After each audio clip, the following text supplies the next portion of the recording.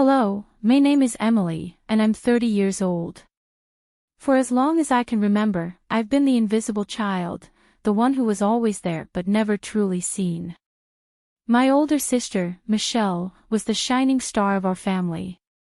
Growing up, she was the one who won awards, received compliments at family gatherings, and was showered with everything she ever asked for. Me. I was the quiet helper, the one who did the dishes, cleaned the house, and stayed out of the way so Michelle could shine. It wasn't always easy being forgotten, but I adapted. When I was little, I used to wonder if there was something wrong with me. Why didn't my parents celebrate my achievements the way they did Michelle's? Why was it always her who got the attention, the praise, and the support? When I brought home good grades, my parents would barely give me a nod of approval before moving on to Michelle's latest accomplishments. I became good at pretending it didn't hurt. I learned to smile when they said, "You're such a good girl for helping around the house," as if chores were the only thing I could ever excel at. But the truth is, it hurt deeply. And the only people who ever seemed to notice were my grandparents. My grandparents were my safe haven. Whenever I visited their house, I felt like I could breathe. My grandmother would sit me down at the kitchen table with a warm plate of cookies and let me talk about my day. She listened, really listened, without comparing me to Michelle. My grandfather would take me on walks around the neighborhood, pointing out little things like birds singing or flowers blooming, as if to remind me that life had its own beauty if you knew where to look. They often told me, "Emily, don't let anyone make you feel small. You have a light of your own, and one day, people will see it." I didn't fully understand those words back then, but I held on to them like a lifeline. My grandparents believed in me when no one else did. But believing in myself was much harder. I lived in a house where my voice didn't matter, where no one noticed when I stayed up late studying or worked part-time to save money for college. My parents only ever seemed to notice when Michelle needed something, and I had to give up my time or resources to help her. It was as if I was born to be her support system and nothing more. Despite it all, I kept pushing forward. I worked hard, not for anyone else's approval but for myself. I didn't want to depend on my parents, and I certainly didn't want to live in Michelle's shadow forever. But no matter how much I achieved, the nagging feeling of being less than stayed with me. I often found myself questioning whether things would ever change. Would my parents ever see me as more than just the quiet daughter who kept the house running smoothly? Or would I spend my life fading into the background, forever overshadowed by Michelle's spotlight?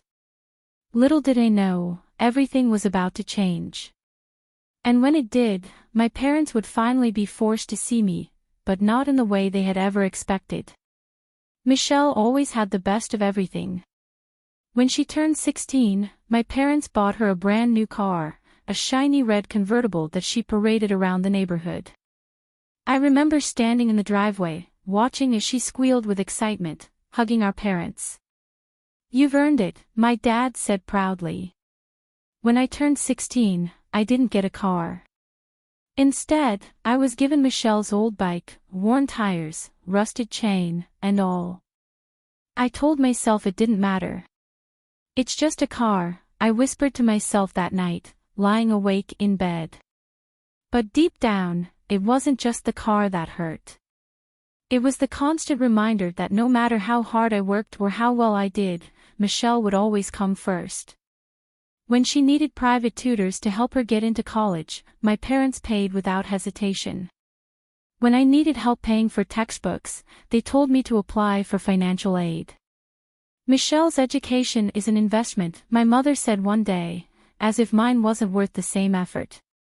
Every family dinner was the same story.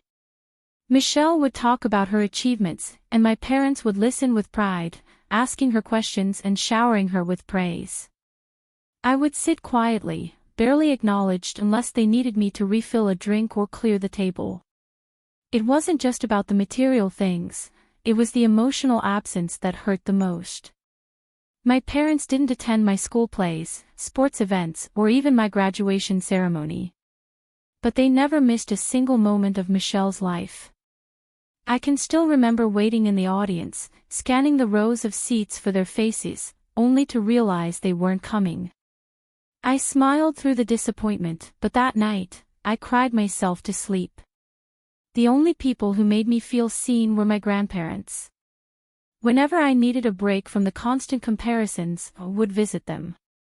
My grandmother always knew when something was bothering me. She'd make me tea and sit with me in the living room, stroking my hair like I was still a little girl.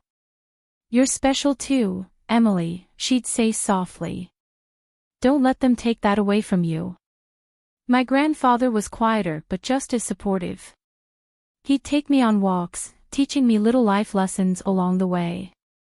"You don't need anyone's permission to succeed," he said once as we sat on a park bench. "One day, you'll realize that your worth isn't tied to their approval." Their love was the only thing that kept me going during those difficult years. Without my grandparents, I might have given up trying altogether. But with them, I felt a tiny spark of hope that maybe, just maybe, my life wouldn't always revolve around being Michelle's shadow. Still, I never imagined they had bigger plans for me. I thought their love and words of encouragement were all they could give. I had no idea they were quietly preparing a gift that would change everything. I'll never forget the day of the will reading. My grandparents had passed within months of each other, and though I was still grieving, the emptiness I felt went beyond their loss. They had been the only people who made me feel important, and now they were gone. The thought of facing the future without them was unbearable. The lawyer's office was cold and sterile, with polished wooden furniture and walls lined with shelves of legal books. My parents sat on one side of the room, whispering to each other as if making plans. Michelle, as usual, was scrolling through her phone, completely unbothered by the fact that we were about to hear our grandparents' final wishes. I sat quietly in the corner, not expecting much. Why would I? Michelle always got the lion's share of everything. I was convinced this would be no different. The lawyer cleared his throat and began reading. I stared at the floor, bracing myself for the inevitable announcement that Michelle would inherit the house, the land, and whatever savings my grandparents had left. But what I heard instead made my head snap up. To my granddaughter, Emily, the lawyer read, "We leave the family home, the land surrounding it, and the sum of $150,000 in savings." I blinked, sure I had misheard him. My parents exchanged horrified glances, and for once, Michelle was speechless. The lawyer continued reading, but I was stuck on those words: the house, the land, the savings, all mine. When he finished, he handed me an envelope. "This letter was left for you by your grandparents," he said softly. I held it in my trembling hands, too stunned to open it just yet. The room was silent until my mother spoke. "There must be a mistake," she said, her voice rising with each word. "They couldn't have meant to give all of that to Emily. She should share it with Michelle. This isn't fair." The lawyer shook his head. "There's no mistake.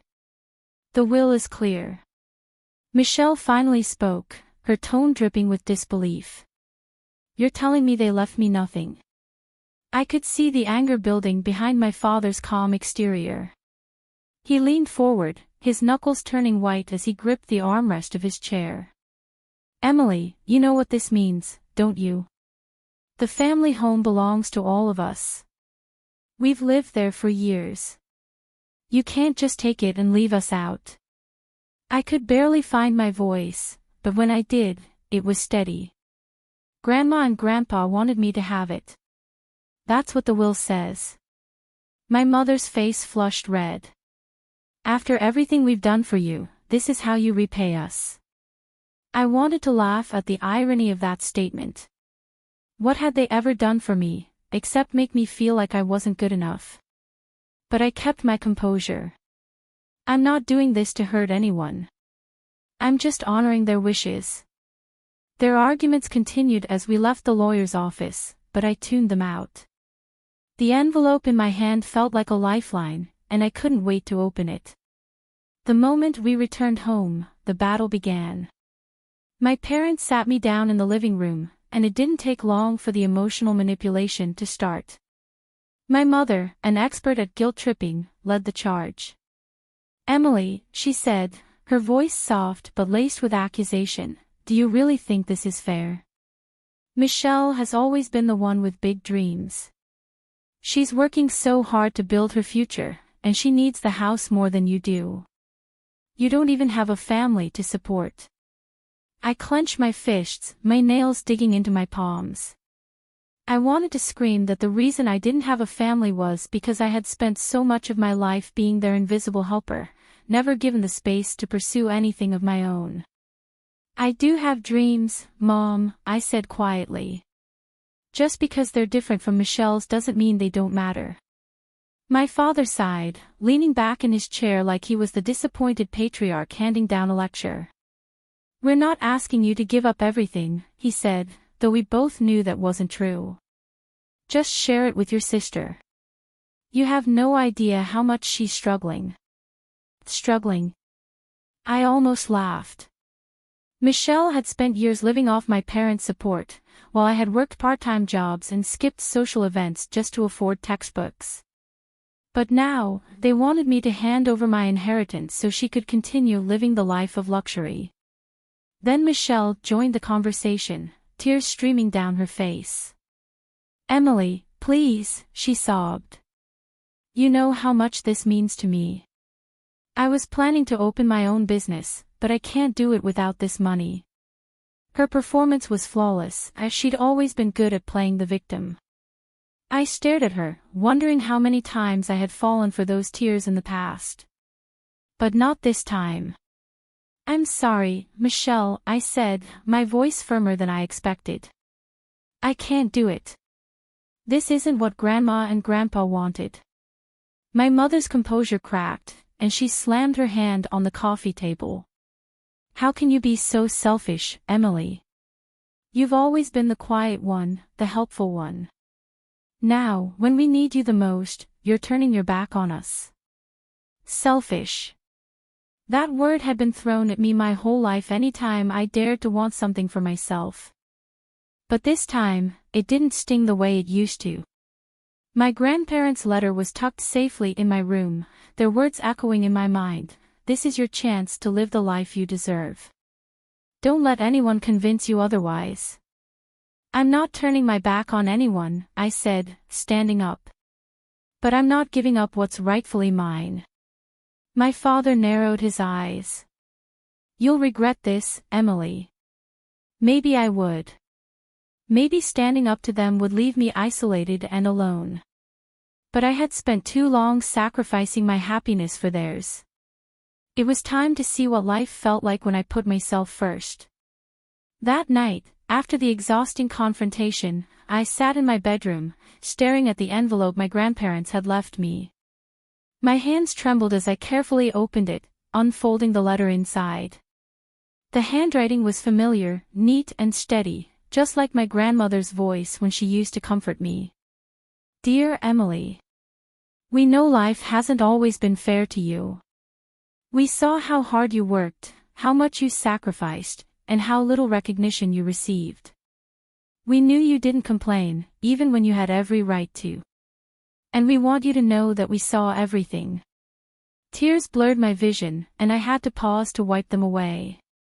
It felt as if they were speaking directly to my soul, acknowledging all the pain I had buried deep inside. "We leave you this inheritance not as a reward, but as a foundation for your future. You've earned it, Emily, through your resilience and kindness. This is your chance to live the life you deserve, on your terms. Don't let anyone take this away from you, and don't feel guilty for protecting what's yours. We believe in you. Now, it's time for you to believe in yourself. With love. Grandma and Grandpa." I clutched the letter to my chest, sobbing quietly. For the first time in years, I felt truly understood. My grandparents had seen everything, the neglect, the sacrifices, the quiet strength I had built over the years. And now, they had given me the one thing I had always lacked, freedom. I spent the rest of the night lying in bed, rereading their letter and imagining a life where I didn't have to live in Michelle's shadow. I didn't know exactly what that life would look like, but for the first time, I was excited to find out. The next morning, I woke up with a sense of determination I hadn't felt in years. I walked downstairs to find my parents and Michelle already waiting for me in the kitchen, their faces a mixture of hope and impatience. They thought I had spent the night reconsidering, but they were wrong. "I'm not giving up the house," I said, setting the letter down on the table for them to see. "Grandma and Grandpa left this to me for a reason, and I'm not going to betray their trust." My mother's face darkened. "You're being stubborn, Emily. You'll regret this." "No," I said firmly. "For once, I'm doing what's right for me." Michelle burst into tears, but I didn't flinch. My father shook his head, muttering something under his breath. But their words didn't matter anymore. My grandparents had given me the strength to stand my ground, and nothing they said could take that away from me. The tension in the room thickened as my parents and Michelle sat there, stunned by my refusal. My mother's hand trembled slightly as she picked up the letter, reading my grandparents' words with a scowl etched across her face. She didn't even finish before tossing it back on the table like it was trash. "Emily," she said slowly, as if trying to stay calm, "we're your family. Families are supposed to help each other. What you're doing isn't just hurting Michelle, it's tearing this family apart." I wanted to scream. Where was this loyalty to family when I needed them to support me? Where was this unity when I was left to do all the work, when my achievements were ignored? But I held back, refusing to let them bait me into an emotional breakdown. "This family was already broken," I replied. "You just didn't notice because I was the one holding it together." My father leaned forward, his gaze cold and calculating. "We've given you everything, Emily. A roof over your head, food on the table. Without us, you wouldn't even be where you are today. That did it." The anger I had buried for years came bubbling to the surface, and I could no longer keep it inside. "What exactly have you given me?" I shot back. "You've given Michelle everything: support, opportunities, love. And you gave me scraps. I had to earn everything on my own, and now that I finally have something, you want to take it away. Well, I'm done being the one who sacrifices everything." Michelle stood up, wiping her fake tears with the back of her hand. "I can't believe you're doing this to me, Emily. You know how much I've been struggling." I laughed bitterly. "Struggling? You have no idea what struggling is, Michelle. Struggling is working part-time while studying full-time because no one will help you. Struggling is watching your parents cheer for your sister while they don't even show up to your graduation. Struggling is being treated like you're invisible." My mother tried to speak, but I raised my hand to stop her. "No. I've listened to you guilt-trip me my entire life, but not anymore. I deserve this inheritance. Grandma and Grandpa wanted me to have it, and I'm not going to let you make me feel bad for that." For a moment, the room was silent. My parents looked at each other, their faces a mixture of anger and disbelief. Michelle stood frozen, her mouth slightly open as if she couldn't process that I was actually standing up to them. Then my father stood up, his fists clenched in frustration. "You're making a huge mistake, Emily. You'll regret this. We've always been there for you, and one day, you'll come crawling back, wishing you hadn't been so selfish." "No," I said, my voice steady but firm. "One day, you'll regret not seeing my worth sooner." Without another word, I turned and walked away, leaving them stunned in the kitchen. My heart raced, but there was an unexpected lightness in my chest, as if I had shed a burden I didn't even realize I was carrying. I knew this wasn't the end, they would try again. But for the first time, I wasn't afraid to stand my ground. I had my grandparents' love, even though they were gone. And that was enough. The days that followed were far from easy. My parents didn't relent. They tried everything, calling me constantly, leaving urgent messages, showing up uninvited at my door. One morning, my mother even sat in the driveway, sobbing, pleading for me to reconsider for the sake of the family. But I didn't open the door. I couldn't. I knew that if I gave in, I'd be trapped in the same toxic cycle forever. One afternoon, I sat in the living room with my grandparents' letter resting on my lap. The sunlight streamed through the windows, bathing the room in a warm, golden glow. For the first time, the house didn't feel like a prison.